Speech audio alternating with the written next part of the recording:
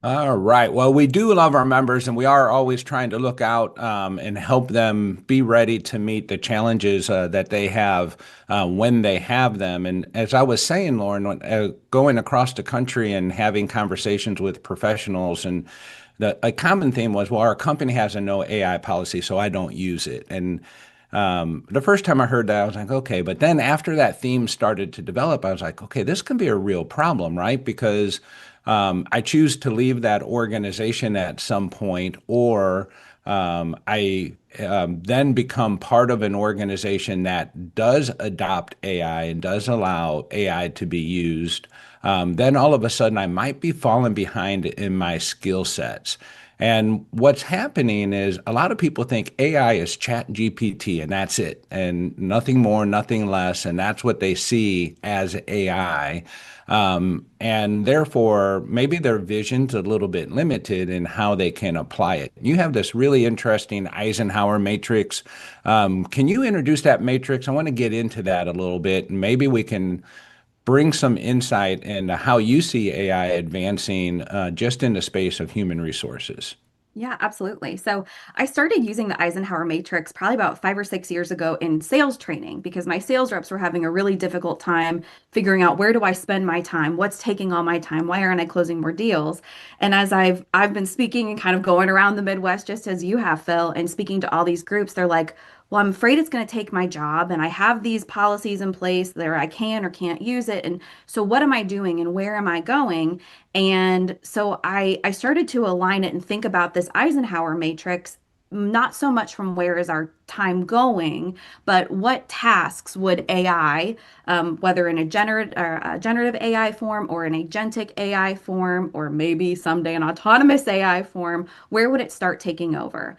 But as I started to think about that, I was like, we need to pull this back even a step more and think for those who are trying to find their place to jump in, where do I start? So that's when I went through and thought, what were the tasks if I never ever had to do them ever again? I would be thrilled about because that's really where we want to start. I got a very long list of those.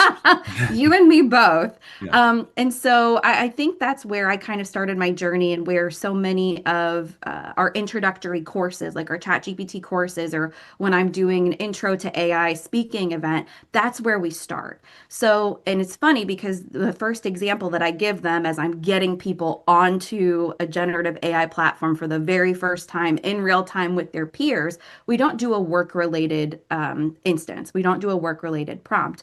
I ask everybody, I say, does everybody know what they're having for dinner tonight? And everybody groans because it's the traditional adult problem that somehow just keeps coming every single day.